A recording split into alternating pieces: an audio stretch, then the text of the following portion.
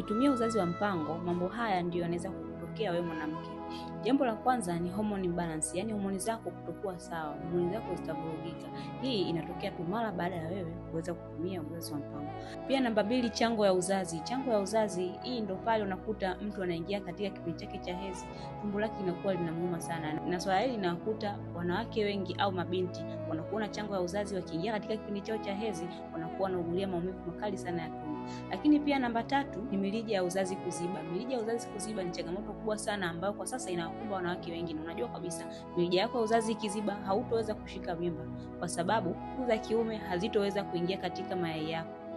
Lakini pia jambo la 5 ni unaanza kupata hedhi yenye mabonge. Pia ni jambo ambalo litakutokea wewe mwanamke ambaye umetumia njia za uzazi wa mpango kama hizo njiti, sindano na vidonge. Jambo la 6 na la mwisho ni unakuwa haupati ujauzito na mayai yako yanakuwa hayapevuki. Unapotumia tu njia za uzazi wa mpango huwezi kushika ujauzito kwa sababu mayai yako yanakuwa hayapevuki. Kwa hiyo sasa haya ndiyo mambo ambayo yatakupata wewe mwanamke ambaye utaenda kutumia njia hizo za uzazi wa mpango. Ila kama wewe ni mwanamke ambaye umeshawahi kutumia njia hizo za uzazi wa mpango na unapitia changamoto hizi, pia unaweza kunitafuta mimi, nitakusaidia.